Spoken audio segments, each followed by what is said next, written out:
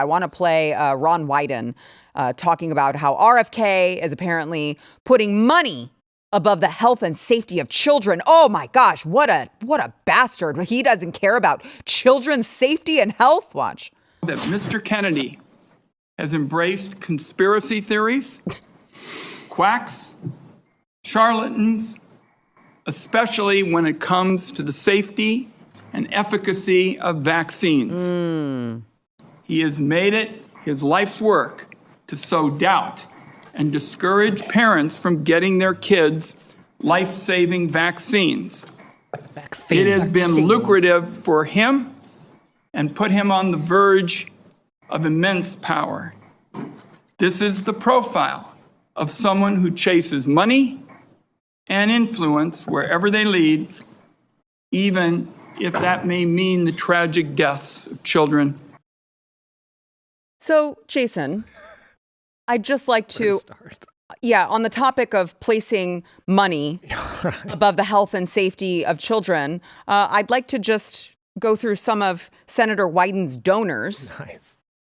Let's see, $1.5 million from the health care industry. Donors include Molina Healthcare, who you're going to be shocked to hear this, Jason, actually has some vaccines on the market. They are a vaccine manufacturer. Quest Diagnostics Lab Testing, who only get richer the sicker you get and go out and get tests. And Novo Nordisk, who is, of course, in the diabetes industry. So you're going to be shocked. So yes, Senator Wyden, let's talk about conflicts of interest. Let's talk about placing money over the health and safety of our children. Why, Jason, do you think that these senators may not want RFK investigating Big Pharma? Billions and billions of dollars. I think. I mean, doesn't Big Pharma in conjunction with HHS, all the other organizations that are supposed to be protecting our health, that's got to dwarf every other budget that we have in the federal government. Mm-hmm. Of course, they would be coming after him for this, and it just cracks me up how they're like, "Oh my God, conspiracy theories and blah blah blah blah blah. Things are going amazing." Wait, are they? Again, look at the facts and figures. We've never been this sick. We've never been this disease-ridden. It's insane. So the one guy that comes up and is like, maybe we should try something different. Maybe what you're doing is failing. And they're screeching at him like banshees. Right. Insane. Right. So let's get to the screeching. Let's get to the screeching. On that note, let's get to Elizabeth Warren, who, of course, again, this is a dog and pony show. This is all for the theatrics. Please tell me you have her donor list as well. Oh, I do. I do. So this was, I'm not quite sure that she thought out this line of questioning, because at first she was like, well, how do we know that you're not going to take money from big pharmaceutical companies? Ma'am, have you met RFK Jr.? Here's some of that.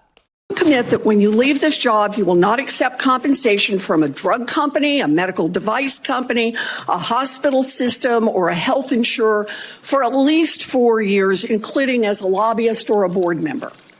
Can you just repeat the last part of the question? Can I commit? You're not going to take money from drug companies in any way, shape, or form. Who? Me?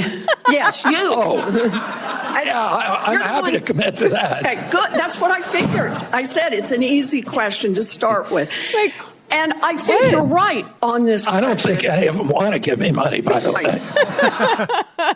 So it sounds like Liz Pocahontas is very concerned with people who may be in positions of conflict of interest receiving money from Big Pharma. But then she decided to attack him from the other side. And she was like, yeah, but are you going to go after the pharmaceutical? I don't know. I can't make sense of it, Jason. I'd love to see if you could. Here is that exchange. Watch. I want to know if you will commit right now that not only will you not go to work for drug companies, you won't go to work suing the drug companies and taking your rake out of that while you're a secretary and for 4 years after. It's just... I'll commit to not taking any fees from drug companies while I'm secretary. No, I'm asking about fees from suing drug companies. Will you agree not to do that? You're asking me to not sue drug companies, no, and I'm not going to agree to that, drug Senator. companies as much as you want. I'm not going to agree to not sue drug companies So or what's the anybody. question, Liz? I'll comply with all the ethical guidelines. That's not the question. You have said You're asking me, Senator, you're asking me not to sue pharmaceutical companies. Yeah, you are. That's exactly what you're doing. Health. Look, no one should be fooled here. Oh. Secretary of HHS, Robert Kennedy, will have the power to undercut vaccines. Oh, okay. So she's very, very concerned until she's concerned about suing the vaccine manufacturers. You know what? Let's take a look at her donors, Jason. I wonder if there's any conflict of interest here with Elizabeth Warren. Survey says, yes, of course. She takes $748,158 donor dollars from the healthcare industry, $125,000, almost $126,000 from pharmaceuticals, $108,000 from hospitals, and she has also accepted a donation from Beverly Sackler, a member of the family that owns Purdue Pharma, the maker of OxyContin. But she wants to talk to Robert F. Kennedy Jr. about any potential conflicts of interest. These people are laughable. These people are disgusting. They act like they care about the health and safety of not only American children, but Americans everywhere. And meanwhile, they are profiting off of these pharmaceutical companies and pretending like the science is settled. By the way, anyone who knows anything about science would tell you the science is never settled. That's kind of just like a component of science. There's nothing that's settled. We're constantly figuring out new things that we didn't know before, but they want to just maintain that RFK is, of course, the one with the conflict of interest. I want to play one more for you here, Jason. Nevada Senator Catherine Masto. She has received over $460,000 in the last 5 years from Big Pharma, and she was on the committee as well. And I'd love to play for you this exchange with the highest recipient of big pharmaceutical money on the committee from the Democrats, Catherine Masto's exchange. Watch. You keep citing the Trump administration and you're just going to follow what they say. Is that what you're doing? You're just a rubber stamp for them in this position? So anybody, so it doesn't matter that you're before us. It could be anybody coming before us as long as they're a rubber stamp for this administration and disregarding That's how it your works, beliefs dummy. and what you think. I how guess it my works. question to you is, if it really is fundamental to what you believe, how do you live with that? By the way, I believe she's How talking do you about address abortion. those issues as you're moving forward, You want me to knowing answer that the it's going to question, harm Senator? Americans? Yeah. You want me to answer the question? No, I'm asking you. Okay. Can he answer? President Trump has asked me to end the chronic disease epidemic and make America healthy again. Our ship is sinking. Our 60% increase in Medicaid over the past 4 years is the biggest budget line now, and it's growing faster than any other. And no other nation in the world has what we have here. No other nation has a chronic disease. We have the highest chronic disease burden of any country in the world. We had, during COVID, we had 16% of the COVID deaths in a country. We only have 4.2% of the world's population. We had a higher death count than any country in the world. And when CDC was asked why, they said it's because Americans are the sickest people on earth. The average person who died from COVID, American, had 3.8 chronic diseases. This is an existential threat economically, to our military, to our health, to our sense of well-being. And it is a priority for President Trump. And that's why he asked me to run the agency. And if I'm privileged to be confirmed, that's exactly what I'll do.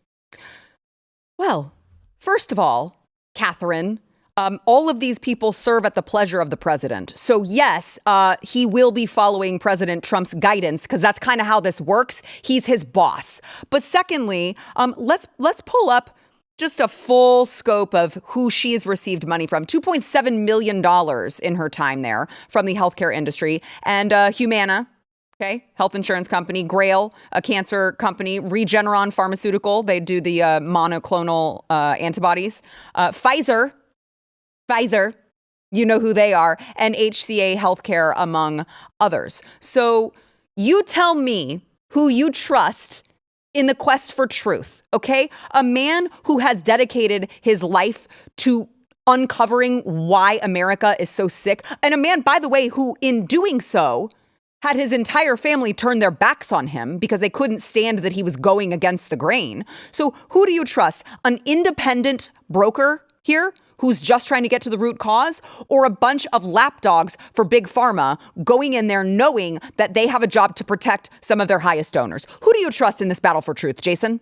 The absolute ridiculousness of asking someone like RFK Jr. if they're going to receive kickbacks or money from some of the people that he's criticizing, when you know so well, and what you already showed up on the screen, that at the same time they're saying that, they've already been receiving basically stipends the entire time.